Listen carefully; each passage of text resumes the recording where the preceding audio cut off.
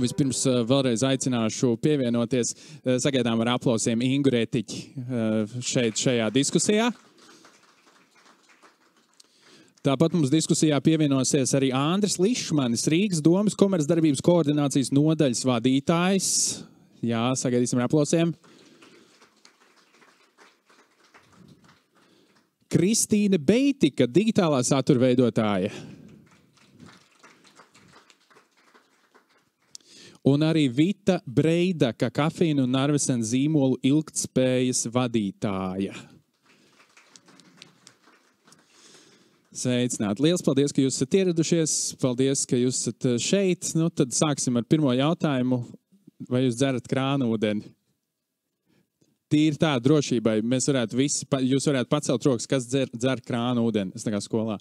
Visi dzer, jā, ieskaitīts. Super, 10 no 10. Inga, tu jau nedaudz izstāstīji par avotu ūdeni, vai ne? Bet tomēr vēlreiz tiem, kas varbūt tikko kā ir pieslēgušies arī šai te diskusijai un varbūt nav redzējuši šī te diskusiju festivāla pirmo daļu, vai krāna ūdeni Latvijā ir droši dzert? Īsi, jā. Un var arī garāk? Noteikti tas ir ne tikai labi, tas ir arī gudri, un mēs visi noteikti gribam būt gudri. Tas ir gudri, izdevīgi un noteikti pareizākais lēmums. Brīnišķīgi. Andri, kāda ir situācija Rīgā vispār ar šo te brīvo dzeramā ūdens pieejamību uzņēmumos? Vai jūs esat to pētījuši? Jā, sveiki, pētījuši mēs, diemžēl, to neesam. Mūsu tā nelielā iesaist bija saistīta ar to, ka pirms pāris gadiem mēs gribējām savos saistošajos noteikumos, kas nosaka kārtību, kādā tiek saskaņot alkoholisko dzērienu tirdzniecību pasākumos, noteikti prasību, ka gadījumos tur, kur tas ir iespējams, proti tur, kur ir dzeramais ūdens pievads, tur būtu jānodrošina iespēja bez maksas piedāvāt dzeramo ūdeni. Diemžēl ar valsts pārvaldes institūcijām mēs pagaidām neesam atraduši tādu kopsaucēju par to, cik tas ir pašvaldībai deleģējuma ietverā un cik tas ir samērīgi, kā tas ietekmēs uzņēmējdarbības vidi. Bet galīgi atmetuši mēs to neesam. Bet kas ir tie soļi, piemēram, kurus varētu spērt Rīgas pašvaldībā, lai tomēr uzņēmumiem būtu šī pieejamība? Ja mēs skatāmies no tādiem administratīviem soļiem, tad tas būtu grūtāk, bet mēs noteikti varam ar savu uzņēmēju atbalstu kontaktpunktu starpniecību būt arī kā viena no vēstnešiem, reklamēt, izplatīt šīs idejas. Mums ir arī plašs tāds saņemamo ziņu lentes klāsts. Mēs varam informēt, atbalstīt šādas lietas vai kaut kādas uzlīmes, apmēram šeit ir pieejams dzeramais ūdens, izplatīt savu kontaktu listā. Un, Kristīna, gribētu vērsties pie tevis. Kādas ir tavas attiecības ar krānu ūdeni? Kad tu cēli roku, tas nozīmē to, ka tu esi sākus dzert krānu ūdeni, vai jau ilgi to dari? Jā, tur ir jāpiespiež podziņa. Un Andris jau ieminējās par šo te reklāmu un komunikāciju. Kas bija tas, kas tev nostrādāja, ka jā, krānu ūdens, tas ir forši? Man jāatzīstās, ka es krānu ūdeni dzeru pēc noskaņojuma. Piemēram, trenažera zālē es uzpildu, bet mājās man reizēm liekas, bet kas tur tajā krānā, vai tur var uzticēties? Un es šodien nākot šo pasākumu uzdevu saviem sekotājiem jautājumu, vai viņi lieto krānu ūdeni, gribēju noņemt atbildību no sevis. Un ziniet, 77% saka, jā, lietoju, uzticos, un 23% ka neuzticās, ūdeni pērkam. Tā kā tas ir tāds kaut kāds neusticības faktors.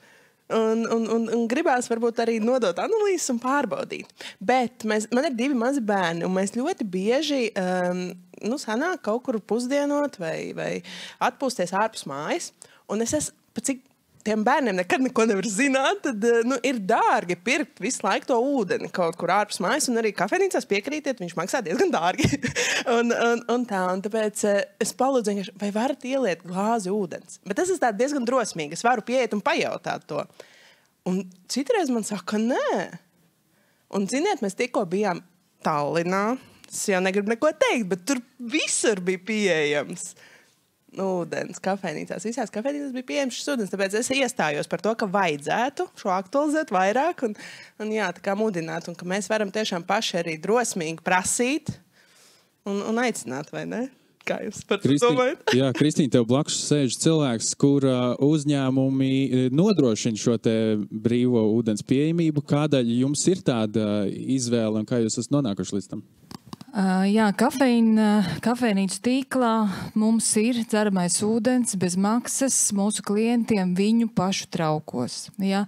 Līdz ar to ir svarīgi, ka tas mūsu klients, viņš nāk ar savu pudeli. Protams, ja Kristīna mums palūgs, un ja kāds cits palūgs, tad mēs noteikti ūdeni arī ieliesim, bet citādi pēc noklusējuma mēs ar lielāko prieku gaidām mūsu klients, kas nāk atbildīgi ar savām pudelēm un viņus arī uzpilda atkārtoti.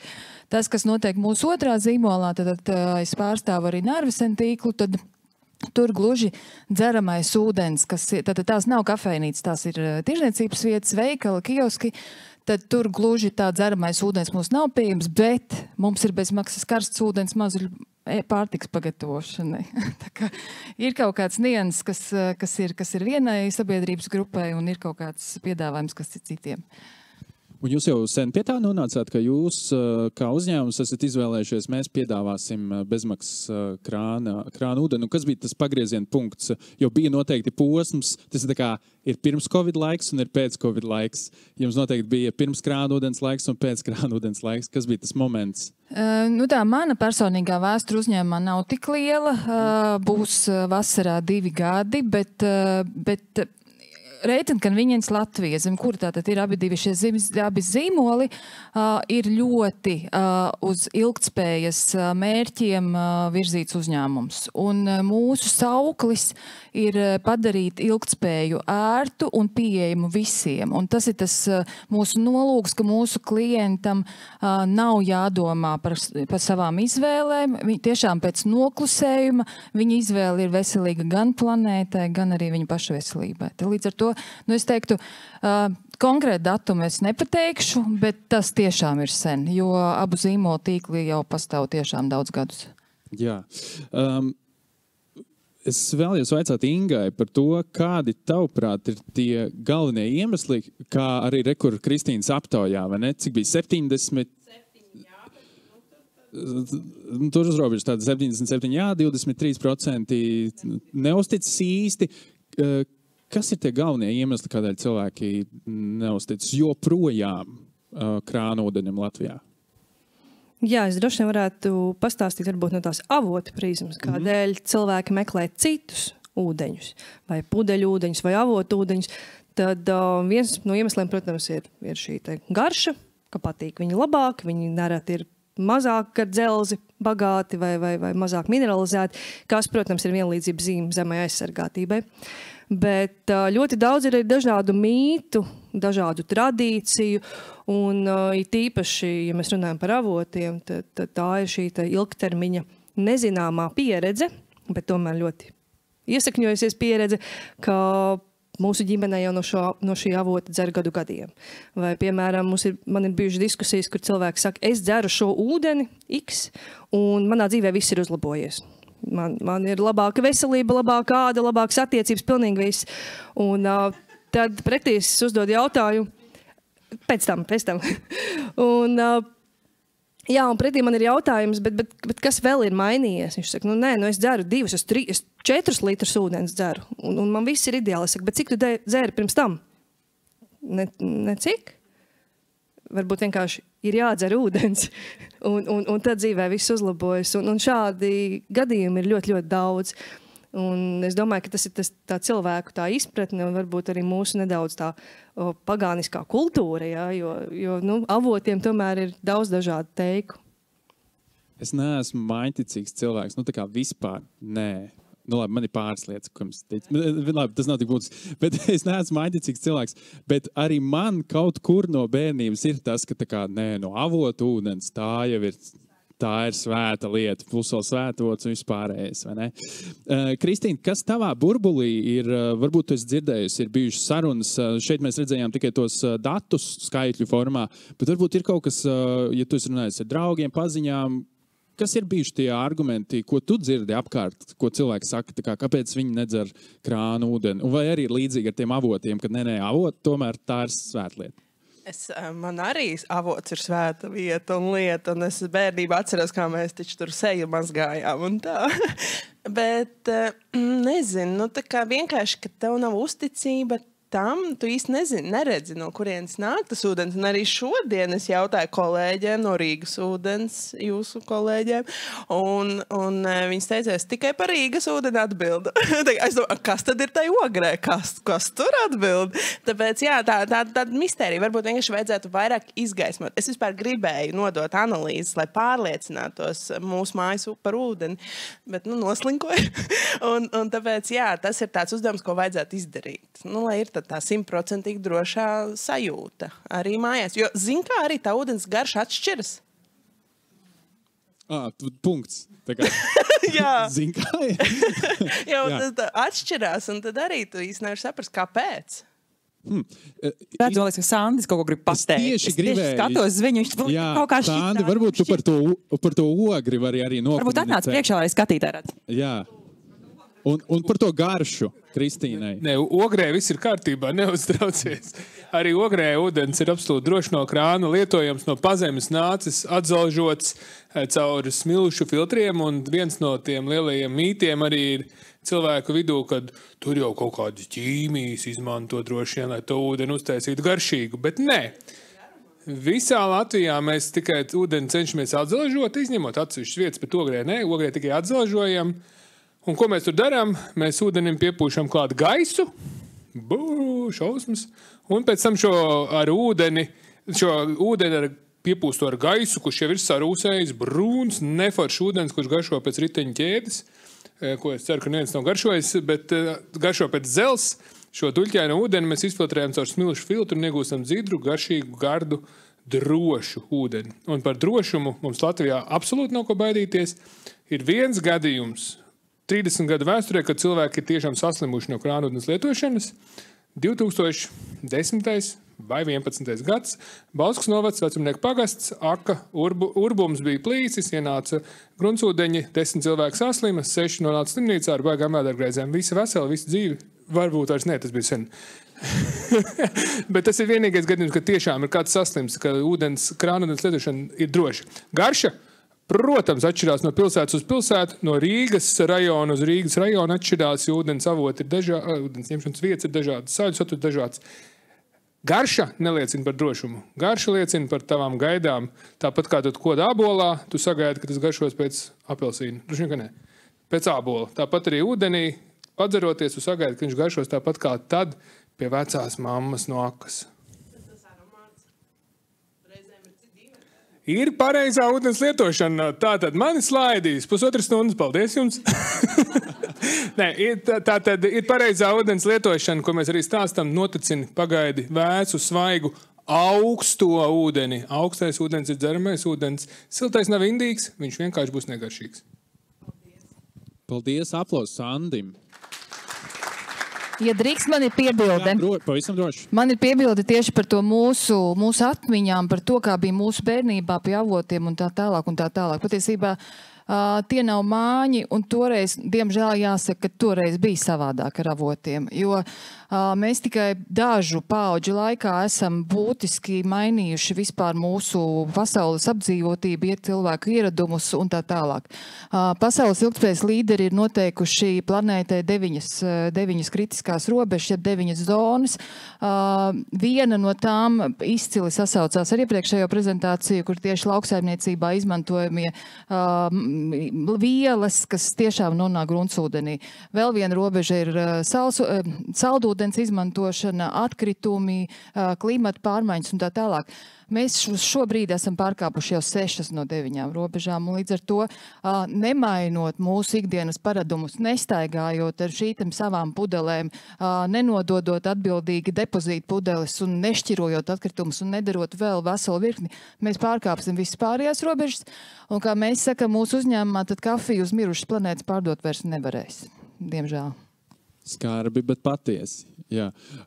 Andri, kāda ir tava pieredze ar tavu burbuli un taviem cilvēkiem apkārt, kas iespējams dzer, nedzer krāna ūdeni? Kāds tev ir tas procents, kā Kristīnai?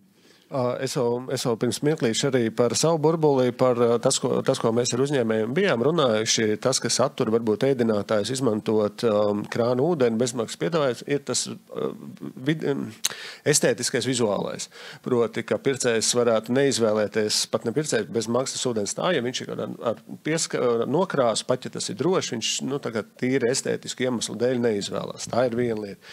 Par savu burbuli runājot, jau kādu laiku atpakaļ Rīgas pašvaldība atteicās centralizēt no vendens, ēdens ūdeņiem un mudināt izmantot krānu ūdens.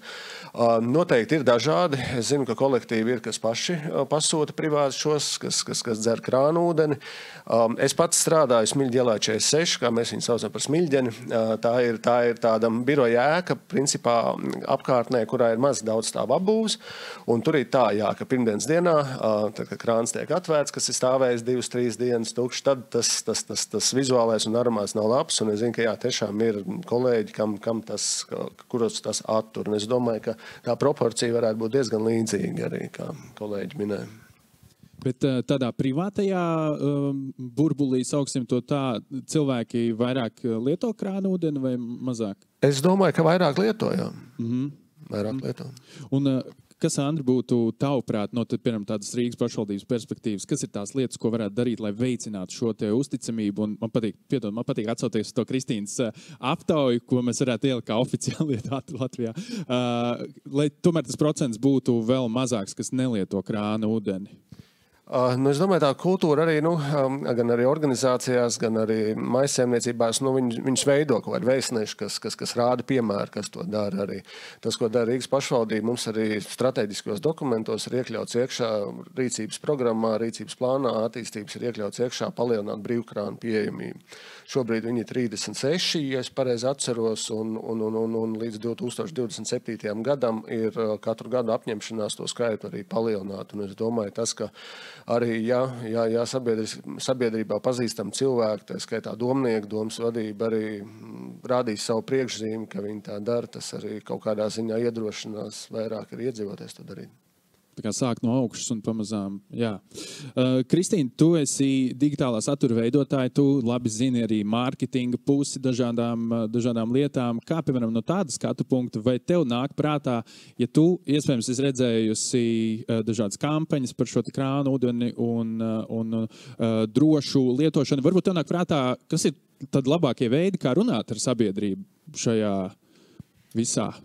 Tieši 2 dienas pirms šīs diskusijas man uzrakstīja kāds ūdens ražotājs, vai es būtu atvērta sadarbībai. Un es domāju, man arī garšo ļoti gāzēts ūdens, un es jau tāpat pērku, bet kurā pusē tad es vairāk iestājos? un es tomēr iestājos par to, ka ja mums ir tik drošs ūdens, tad viņš ir jālieto. Un vairāk es gribētu padomāt, kā tad veicināt to ieradumu? Piekrītat, jo es nezinu, man ir 10 pudeles, un man aizmirstās viņu ielikt somā. Un tad es attopos, ka es atkal pērku ūdeni, kas ir ārkārtīgi dārgi arī finansiāli. Es gribētu vairāk ietaupīt, nevis tik daudz iztērēt, piemēram, jūsu kafijos, kas man ļoti garšo, bet, un tad uzreiz gribas arī ūdeni. Tāpēc vairāk domāju, kā veicināt to ieradumu.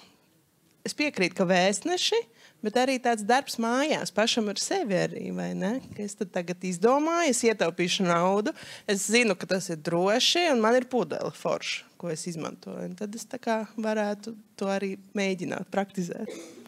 Tas ir tā kā man ir plānotāji vienmēr. Es sarakstu plānotāju lietas, un tad es aizmirstu viņu. Paskatīties, un tad es beigās neko neizdaru no tā. Labi, ka tu esi šeit. Jā, to es tā kā atcerējos. Vita, jums ir kaut kāda statistika, piemēram, ja arī par ilgtspēju runā, ja tā aizdomājas, piemēram, grūti jau, es vienkārši tā, labi, es tagad ar sevi runāju, es vienkārši tā domāju, grūti noteikti ir izrēķināt, kāds ir tas iegūms bijis, bet cilvēki noteikti izvēlas, ja tā iespējamība ir brīvi dzert ūdeni kafejnā, piemēram, cik viņi nav nopirkuši pudeles. Kas ir tas ilgtspējas moments, ko jūs esat tā kā ieguldījuši ilgtspējā? 2 puses monētē. Viena, protams, jebkuram uzņēmumam ierīkojot brīvi pieejamu dzeramo ūdeni, tās būs investīcijas. Tā būs ierīkošana, tā būs iespējams konkrētas vietas pārveidošana, tāpēc, ka ūdens, pieņemsim, kafejnīcās ir aizlites zonā, tā ir darbinieku zona, tad tas ūdens ir jāatnāk viņam pirmajā līnijā, tur, kur ir klientiem pieejams. Tālāk ir, tātad viens ir investīcija uz ierīkošanu, un tie parasti ir daudzi simti. Mēs tomēr tādu saprātu ievērojam, neliekam tur kaut ko neko briesmīgi ekskluzīvu. Pēc tam ir tomēr tāda arī apkope un tomēr tiem pašiem darbiniekiem ikdienas rutīna to vietu ievērot, saglabāt tīru, jo cilvēku paradumi arī ļoti dažādi, tur nav ko slēpt. Tā ir tā viena monētas puse. Otra, protams, tie ir neieņemtie ieņēmumi, tie ir līdz ar to mazāk samaksāti nodokļi. Tās visas lietas ir tā ļoti saistītas savā starpā. Tāpat laikā, droši vien katram uzņēmumam būs tā sava apņemšanās. Cik tālu viņš tomēr turēs to savu naudas maku un cik tālu tomēr izdarīs to visu pakalpojumu pieejamāku, jo iespējams atnākot pēc pa brīvu dzeramā ūdens, klients nopirks arī gardo sieru kūku un desertu, čijā pudiņu un tā tālāk. Tā kā tas viss saistīts.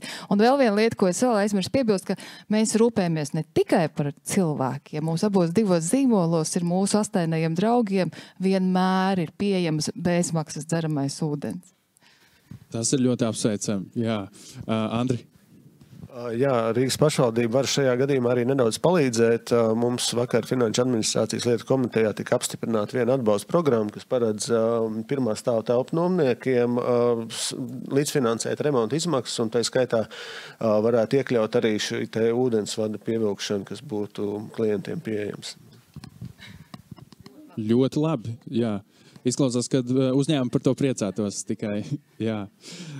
Inga, kā tev šķiet no tāda varbūt zinātniska skatu punkta ir svarīgi nopietnas lietas komunicēt saprotamā veidā? Kas būtu, tavuprāt, labākie veidi, kā komunicēt ar sabiedrību, lai cilvēkiem rastos vēl lielāka šī te uzticamība krāna ūdenim? Ļoti smags jautājums. Es varbūt varu drīzāk pastāstīt par to. Iepriekš bija diskusija, kā veicināt to, ka mēs dzeram vairāk no krāna, kā paņemam līdzi ūdens pudeli. Manā lokā tas strādā ļoti vienkārši. Tā ir kaunināšana. Ja atliek man kādreiz nepaņemt līdzi uzpildāmo pudeli vai, piemēram, paņemt jau kādu daudzreiz lietotu pudeli, es vienmēr mēģinu noplēst to etiķeti un teikt, ne, tas ir krāna ūdens, man vienkārši šodien nebija līdzi pudeli. Ja? Līdz ar to, manuprāt, viens ir runāt ar sabiedrību, protams, arvien vairāk caur dažādiem kanāliem, bet tomēr, kam tad mēs īstā visvairāk uzticamies? Tā ģimenei un tiem draugiem, tiem, kas mūs tā kā nemāna, un tur sākot ar skolu, kur to vienkārši padarīt par stilīgu lietu, tādu pozitīvo kaunināšanu, jā, drīzāk no otras puses, kur, hei, tu arī dzer no krāna, tev ir stilīga pudele, un es gribu būt tāds kā tu, vai labāks.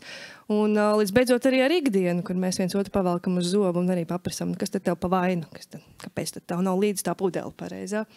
Tā kā es domāju, ka tā ļoti dažādos veidos.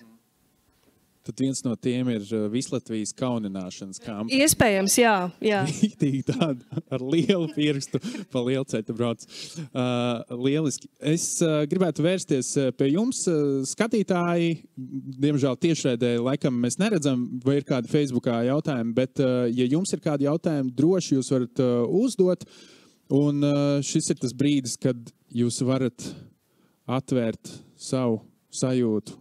Jā, Sandi. Es jūtu, ka Sandim ir kāds jautājums. Brīnišķīgi. Kamēr Sandis domā, es jūtu, ka būs vēl. Jā, mans jautājums ir, es zinu, ka Inga zina arī daudz ko par akām. Varbūt var padalīties par pētījumiem, kas ir mūsu akās paslēpies. Piemāju akās. Jā, mums ir viens varonis avots, bet mums ir tāds mazāk lokāls varonis grodu akas, kas ir, manuprāt, sastopams gan arī te jebkurā viensētā. Un šis labais salīdzinājums ar to, ka vecās mātes akas ūdens bija tas īstais un vienīgais. Un īstenībā ar akām ir ļoti līdzīgi kā ar avotiem. Ne visas viņas ir sliktas, bet arī akas ir jātīra, jāuzrauga. Un arī, protams, līdzīgi kā avotos, viss, kas notiek akas tuvumā, nonāk šajā akā. Tur gan ir nedaudz tāda personīgāka iesaiste, jo akām parasti ir nedaudz nelielāki šie satiedzes baseini, kurās viņi veidojas. Un varētu teikt tā, ka tur mēs tā kā tiešā veidā esam atbildīgi par to, kas notiek akā. Ja mums tūmā ir mazdārziņš, kur mēs izmantojam dažādas minerālu mēslus vai kaut ko vēl, tas viss var nonākt mūsu akā. Ja mums ir sausā toalete, kas ir ielūgoti pa ceļam akai, tas viss var nonākt mūsu akā. Un attiecīgi, ja mēs nerūpējamies un nemazgājam viņu līdzīgi kā ar pudeli, jo es esmu saņēmusi arī līdzīgus variants, kā, piemēram, par ūdens analīzēm. Ir cilvēki, kas ir veikuši analīzes no krāna, ir cilvēki, kas ir veikuši analīzes ūdens pudelē un pateikuši, ka, hei, nebija labi. Uz to ir diezgan grūti. Uz to ir diezgan grūti atbildēt pirmajā brīdī, bet jautājums ir, vai tu to pudeli kādreiz mazgā, un es esmu saņēmusi atbildes, ka nē. Bet tur taču ir ūdens, tur jau nav kafija, vai tu man ir jāmazgā ūdens pudeli? Tā ir pirmā atbilde, līdzīgi arī ar mūsu akām. Vai tad man ir jāmazgā aka? Ir. Un tieši tāpat arī ar krānūdeņiem. Ja jūs paņemat to ūdens paraugu vecā Coca-Colas pudelē, kura nav mazgāta vai pāršreiz pārskalot, ko jūs tur iegūsiet? Labi nebūs. Līdz ar to, jā, tas ir ļoti izaicinoši. Un arī ar Sandi pirms pāris dienām bija diskusija par to, ka ir ļoti viegli pateikt kaut kādu apgalvojumu, negatīvu par ūdeni, par dzeramu ūdeni. Un mums kā zinātniekiem tas prasa pāris gadus uz viņu atbildēt. Jā, jo mums ir jāveic ļoti rūpīgi pētījumi, bet izteikt muļķīgi apgalvojumi var ļoti ātri un vienkārši. Un pēc pāris gadiem jau tas viss ir aizmirsies, un tad, kad es atnāku ar savu pētījumu, tad jau ir cita problēma. Un līdz ar to mums ir diezgan grūti, jā. Kā mazgā aku?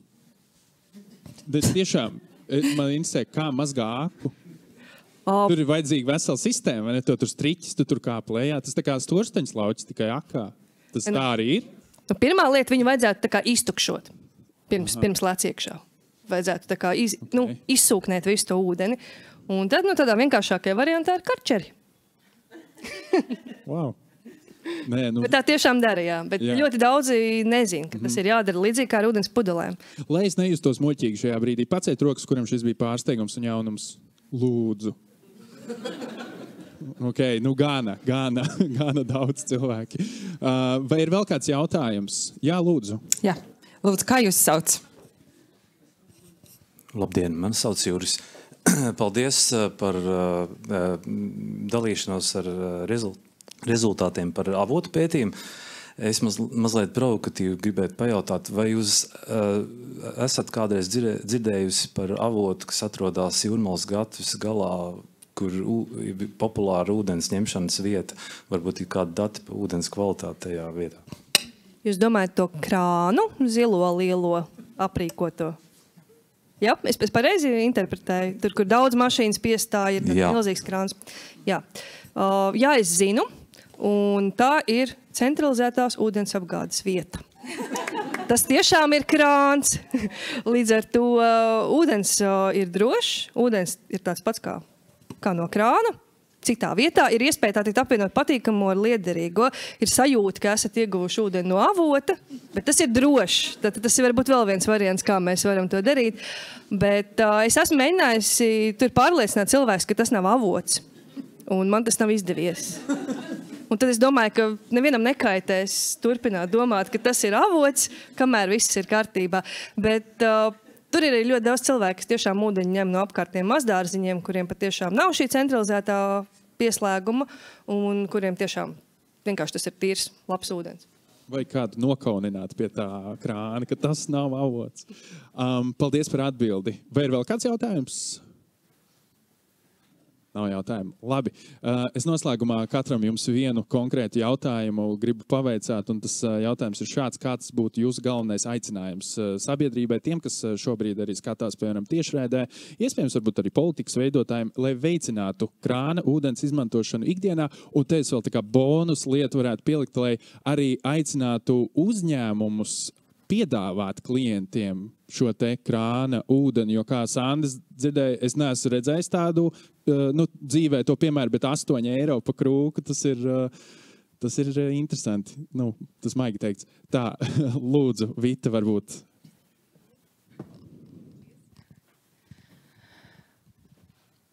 Droši vien pozitīvā lieta ir tā, ko es jau sadzirdēju, kas uzņēmumus mudinātu ieviest šo bezmaksas pieejamo dzeramo ūdeni, ka būtu kaut kāds kompensācijas mehānisms. Ja? Un droši vien tieši tik vienkārši tas palīdzētu uzņēmumiem izšķirties par labu bezmaksas dzeramajam ūdenim.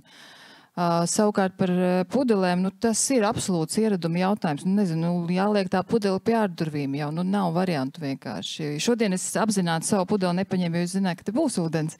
Bet citā reizē man vienmēr ir pudele līdzi, jā. Un pudelē jābūt skaistai, tad viņi gribēsies ņemt līdzi. Tā ir tā estētika, ko Andris teica. Jā, Kristīna. Jā, es domāju, ka domāt vairāk par to, kā tad mēs varam kļūt drosmīgāki un noticēt, neskatoties uz ko saka, bet tā sirdī noticēt, kā latvieši, un stiprināt to ieradumu, un tiešām sākt ar sevi. Tad es sākšu ar sevi, un tam sekos līdzi manas galvenās sekotājs, manas mīļās meitas, un tā cauri paudzēm mēs varam būt tie, kas nes to vēstījumu, un es domāju, ka arī šodien šī diskusija palīdz. Tā kā paldies! Paldies, Andri. Es, lai tiktu vaļā no tā ieraduma aizmirst pudeli mājās, cenšos pudeli neņemt no somas ārā, tāpēc man visu laiku stāv somā, tagad pieejot pie krāna. Tagad par to uzņēmumu, bet par to uzņēmumu līmeni domājot, es domāju, ka tas labākais moto ir teikt, 8 eiro par krūku, bet iztērēt 8 eiro par krūku ir neiztērēt 8 eiro par kaut ko citu. Tādā ziņā, ja ģimene aiziet paēst pusdienas un viņiem 8 eiro jāmaksā par ūdeni, tas nozīmē, ka viņš nenopirks varbūt kaut ko citu lieku. Paldies. Vita. Varbūt noslēgumā, lūdzu. Jā, visi ieteikumi ir ļoti labi un katri savai jomai specifiski. Un, kaunināšana ir viena lieta, ieraduma maiņa ir otra lieta, bet Latvijas jau kopumā tomēr ir nedaudz tāds skops. Un man liekas, ka uz to mēs ļoti labi varam spēlēt, afišējot to, cik ļoti daudz varētu nopirkt tā vietā. Iespējams, ja mēs veicinātu ar vien vairāk šos te brīvkrānus un arī pat ūdens pudeli nav arguments, mums Latvijas universitātē ir tāda padzeršanās vieta, kur pat pudeli nevajag. Līdz ar to, ja ir mute un ja ir plaukstas, tad pilnīgi pietiek arī ar to. Bet varbūt nākotnē tas varētu arī kaut kā iedarboties un tās pudeļūdens varētu kļūt vienkārši dārgāks. Lai mums kļūt ar vien nērtāk un nērtāk viņu pirkt un kaut kādā brīdī mums vienkārši mēs viņu varam eksportēt uz valstīm, kur tiešām vajag šo ūdeni. Es nesaku ne biznesam, bet mums pašiem, kāpēc ne, rīkojamies gudri un dzeram no krāna. Ļoti labi doma. Milzīgs paldies jums, ka bijāt. Ārkārtīgi interesanti bija ar jums visiem aprunāties. Es pievienojos tam, ko jūs teicāt. Es gribu vēl uzsvērt to, ka viss prasa laiku, vajag būt pacietīgiem, un mazas lietas veido lielas lietas. Un tiešām, ja mēs katrs iesim ar ūdens pudeli, tad mums draugi prasīs, bet kas tev tas? Nē, es dzeru ūdeni no krāna, un pamazām tā vēsts arī izplatās pa visiem pārējiem kanāliem. Tad ja milzīgs paldies. Andris Lišmans, Inga Retiķa, Kristīna Beitika un Vita Breideka. Aplausus šiem lieliskiem cilvēkiem. Dzeram ūdeni no krāna. Paldies jums liels!